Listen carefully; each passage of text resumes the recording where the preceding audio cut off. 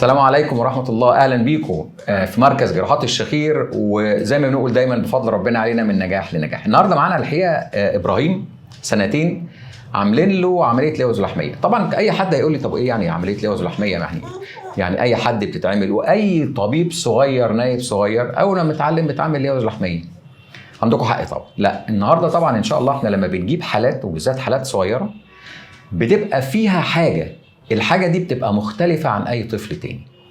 النهارده إبراهيم عنده مشكلة، كان عنده مشكلة كبيرة جدا من يوم ما اتولد في الرئة.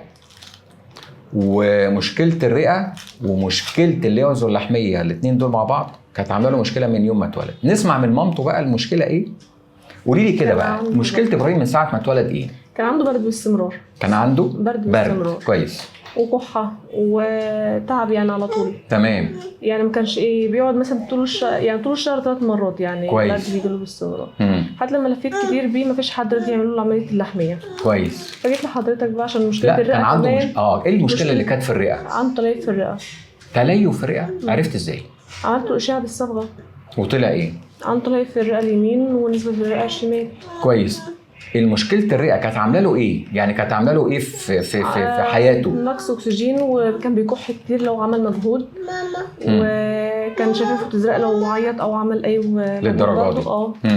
والبرد بقى باستمرار. مشكله البرد باستمرار. عملتي ايه بقى طول فتره السنتين دول عشان موضوع الرئه وعشان موضوع اللحميه؟ على فكره اللوز دي قصه تانية خالص. نقول موضوع اللحميه اللي انت جايه بيها اساسا.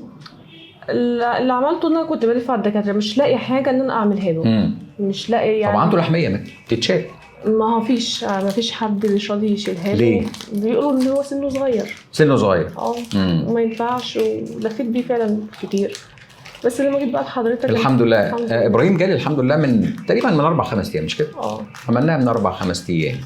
طبعا الولد كان عنده لوز طبعا متضخمه وعنده لحميه متضخمه، وطبعا بس كانت المشكله الحقيقه في التخدير بتاعه، في موضوع الرئه المتليفه ومشاكلها في التخدير ومشاكلها في الاكسجين. الحقيقه كان مشكله طبعا.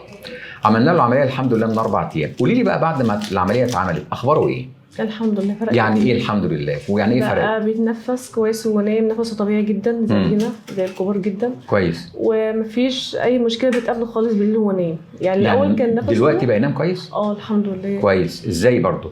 يعني الاول كان نفسه بتقطع، كان يفضل يخبط راسه شمال ويمين عشان يعرف ينام. كويس. عشان يهدي راسه بسبب الشخير اللي كان بيشخره. دلوقتي الحمد لله بينام زي اي طفل عادي. علاجه ايه؟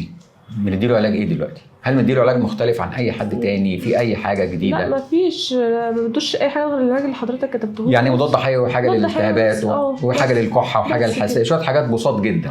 لكن اتحسن زي ما انت بتقولي فعلا؟ اتحسن والله بجد فعلا، مش كلام وخلاص. هو اتحسن 100% الحمد لله. انا شايفه ما شاء الله قاعد ولا كحه ولا يعني مفيش زرقان في بقه، النفس كويس. نهجان كان بينهج. كان نهجان عنده على طول لو عمل مجهود. الاكتيفيتيز بتاعته والجري واللعب والكلام ده قبل كده؟ صراحه يا دكتور من اول يوم في العمليه انا قلت هيروح تعبان.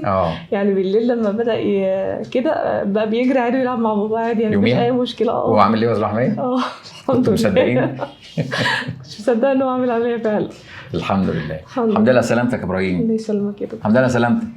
نشوف بقى يعني امه الكبيره بقى، ست بقى، امك جدتك. بتسال عليه والله ما حاولت وديها الدكتور. قولي لي بقى بالنسبه لك ابراهيم ايه بقى؟ ده ابراهيم ابن دي احسن من عيني دي كمان. شوف الكلام الحلو بتاع الستات الكبار. كلامك حلو يا حاجه والله. لو هم ضربت حتى بقوم عليها والله. بخاف. قولي لي اخباره ايه بقى؟ انت بعد ما عملنا العمليه اتبسطتي؟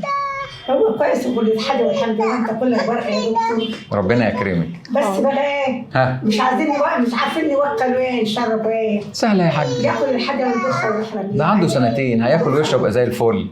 مش عارفين. انت بس اعملي له بطه حلوه، اعملي له فرخه حلوه، اعملي له كده وزه حلوه. الدنيا كلها فرايه. ربنا يكرمك. الحمد لله على سلامته.